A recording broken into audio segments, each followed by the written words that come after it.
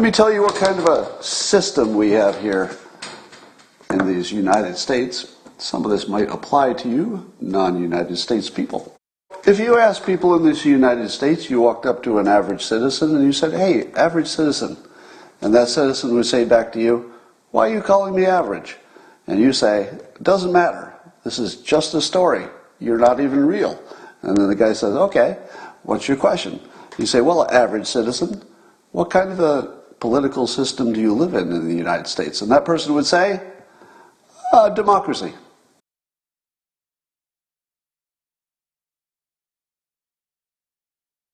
Well, of course, you're all smart enough to know it's not exactly a democracy because we have a republic, meaning we elect representatives to make decisions for us. So really, we're one level away from a pure democracy. But a democracy, a republic, is determined by the electoral college vote, not a direct vote. So the vote goes to the electoral college, but the vote isn't really, in our current system, it's not really about all of the votes. If you're in California, your vote may not matter that much. But if you're in a swing state, it probably matters a lot. So it's really about the swing state votes. They're the only ones that end up making a difference. And of course, the swing state votes are mostly driven by voter turnout. It's not driven by policies or politics per se. I mean, those are all part of the mix. But it's really driven by turnout. How many people physically vote? And turnout, it turns out, at least this year, was determined by rules changes. So there were a whole bunch of rule changes about who can vote, where the ballot boxes are, satellite voting stations that had different rules than regular voting stations, deadlines about when the votes can be counted, ballot boxes where they can be placed, how people can observe. All of those things were the subject of a bunch of rules changes, which everybody who looks into it, I think, would agree, drove turnout, which drove the swing state votes, which caused the Electoral College to go the way it did, which caused our republic to have a presumptive president-elect Biden. But it turns out I didn't know about this part. This is the part that Phil Klein filled in for me. I didn't realize that Zuckerberg had donated over $400 million to a number of nonprofit entities who were behind the voting rule changes. Did you know this? I found this out this morning. Now, I knew all of the parts, but I didn't see them pulled together until just this morning. So I knew that Zuckerberg had donated a bunch of money and it had something to do with, election integrity. And of course I knew all these other parts, but I didn't quite know that the only thing that caused the rules changes was Zuckerberg and his money. And the only thing that caused the turnout, the way it was the voting rule changes. In other words, turnout includes mischief, right? Because it's the number of votes that matter, and some of that might be mischief. We don't know if it's a trivial amount, we don't know if it's a big amount, but we know that turnout was driven by things like that, and targeting certain inner city voters, etc. So a lot of it, the turnout wasn't just rules changes. This was a very big part of it, but it wasn't all of it. Some of it was just this money went toward getting the turnout and did a good job. Now, as some smart people said to me when I said something like this on Twitter, they said, "Well, what about 2016? Really? 2016 was a turnout election. The only reason that Trump won is he got this turnout right. And the only reason he got the turnout right was probably the way he campaigned, maybe the way they directed their advertisement, perhaps had something to do with better data." Where do you see anywhere on here the will of the people? Right? So I'm not saying that the Trump election was good, bad, legitimate, illegitimate, or anything else. I'm just saying that he was also part of a similar system in which we are 6 to 7 layers away from a democracy. We are 6 to 7 layers away from a democracy. We're not even in the ballpark of being a democracy or a republic. On paper we are. But in reality, our election is really driven by, say, a Zuckerberg or a billionaire, etc. Now, that's what the political system looks like. But should we worry about the political system at all? Because if you think about it, our politics should be driven by experts, right? So our politicians shouldn't be just independently making decisions without consulting people. And a lot of our decisions are based on economics and based on science. So it shouldn't matter too much what kind of system gets you to your elected leaders, so long as those elected leaders are transparently following science. Wouldn't you agree?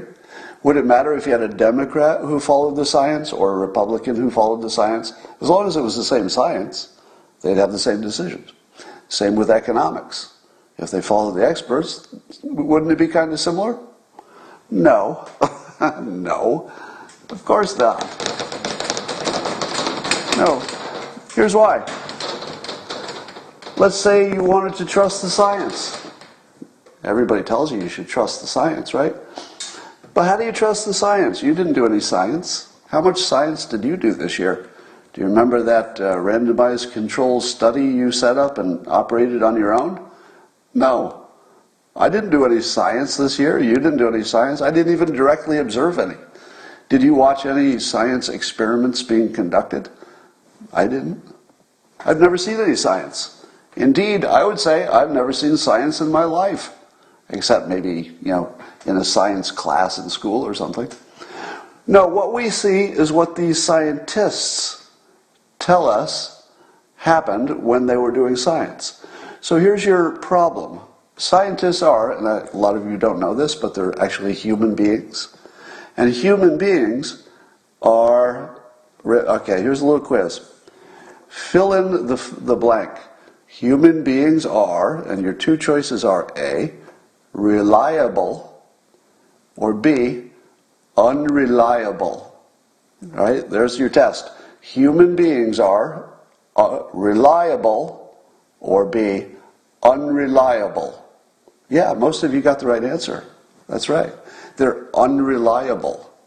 Because they have biases, they can be bribed, they might be paid by somebody, they could just be wrong. Right? So, trust science, except that the only view that we're getting of science are from the scientists, and they're unreliable. That's kind of bad, but it's worse than that, because I don't usually hear from the scientists. I hear from the journalists who talk to the scientists. Now remember, the scientists are unreliable. Because why? Because why? Does anybody remember? Why are the scientists unreliable? That's right, they're humans. They're human beings. And human beings, all of them, are unreliable. Now what happens if you take an unreliable scientist and he tells his story to an unreliable journalist who, and again, a lot of you don't know this, but journalists, human beings. Yeah, it doesn't look like it sometimes. Lots of times you'll look at journalists and pundits and you'll say, oh, I don't think that's even human. But they are. Surprisingly, as far as I know, every journalist is actually a human being. There are no demons or monsters or animals who have ever done this job successfully. So human beings. So now you're 2 levels of absurdity away from this thing called science, which is pretty good. So as a process, as a system, science is pretty good. We all like it. Now, the other part that I didn't put here is that when you read the journalists, there's a third problem, right? You've got this unreliable human being who happens to be in the job of a scientist. You've got this unreliable human being who's translating that. So now it's been translated twice. Translated by a scientist, translated by a journalist. Are we done? No. It gets worse. Then you read it. That's 3 humans in this system so far. How reliable are you at reading things and understanding them? You know, right? How many of you are human beings? Are there any human beings watching this today? Yeah, most of you. Probably human. If you're a human being, are you A, reliable, or B, unreliable? It's B. It's B. Even you, even me. Have I ever read something and misinterpreted it? 3 times this morning so far. I feel like I'm reasonably good at interpreting things, and I've already had 2 or 3 misinterpretations this morning. So, trust the science as described to you by unreliable scientists, as reported by unreliable journalists, as read and understood by unreliable readers. Are we good so far? So far it's a pretty good system, isn't it? But, do the journalists tell you their own opinion of stories? Well, they can, under the special condition that their own opinion of the story matches their corporate media overlords. Can a journalist write a story that their boss would fire them for? Well, they can write it, but they can't get it published. So it's really not about the journalist, or the scientist, or the science. It's really about what the corporate media will allow. And who runs the corporate media? Oh, look, it's billionaires again. It's billionaires again. It's your heads of the media.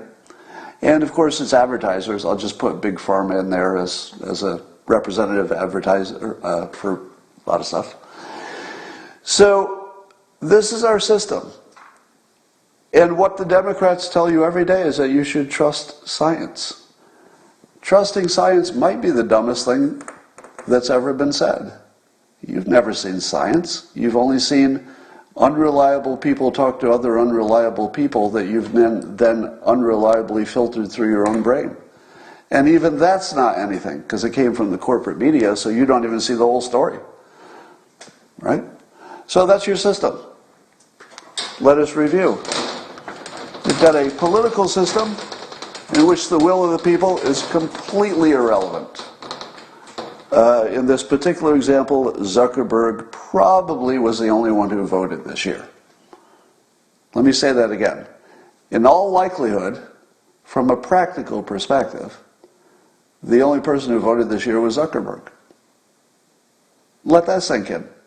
I don't even think that's an exaggeration, is it? Because if you took him out of the system, you wouldn't have had the funding for the rules changes, you wouldn't have had the turnout, the swing states, the votes, the whole thing. There was only one vote this year. The richest guy in America, he voted for you. Now, what do you make of the fact that, in effect, it's kind of a dictatorship, right? Because one person voted effectively. Well, ooh, there's a really weird red sky out there. That's scary looking. All right, let's not talk about that yet. Is that bad?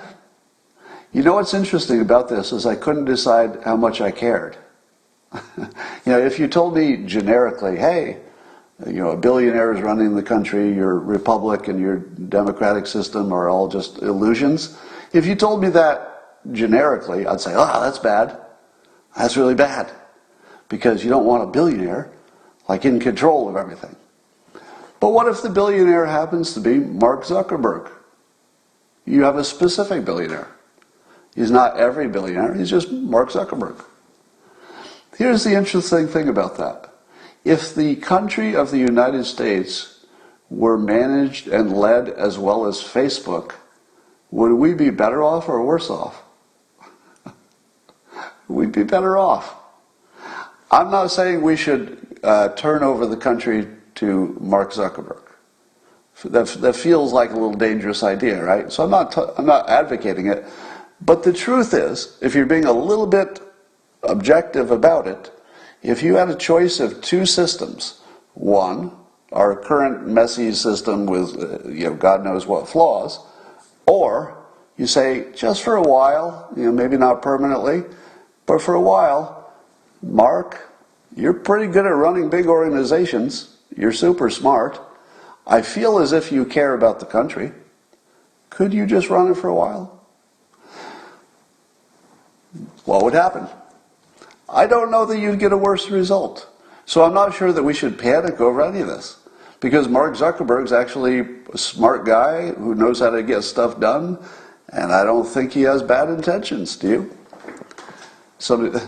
I see somebody saying in the comments, I was expecting this, China owns Zuckerberg, because China might have something to do with their fortunes, and he's married to a Chinese-American woman, etc., blah, blah, blah. But here's what I think. I don't think China owns Zuckerberg. He's too rich. And he's too smart. I feel as if they might try to own him. I just don't think they can. What are they going to do to him? Cut his fortune from $1 gazillion to 90% of $1 gazillion? I mean, what exactly can China even do to Zuckerberg that would make him any less happy than he is now? Probably nothing. He's actually somewhat invulnerable to everything, relative to everybody else in the world. Would you rather have a Joe Biden in office running everything and whatever influence China has on Joe Biden, or a Mark Zuckerberg running everything, sort of a shadow government situation, but it's Zuckerberg, and China is still trying to, let's say, influence him because they would influence everybody, right? China wouldn't not try to influence, so whoever is in charge, they're going to try to influence. And I feel as if Zuckerberg would have way more ability to resist Chinese influence than Biden would. I don't think it would be even close. Do you? I don't even think you could say those are in the same neighborhood of being a good idea. I would much rather take the billionaire, put him in office. Now, the big problem, of course, is you don't want one person having that much power. They become a dictator, power corrupts, etc. I don't know. It's not any worse than our current system. I'm not recommending it, but objectively, it's hard to find out what's wrong with it compared to the current system.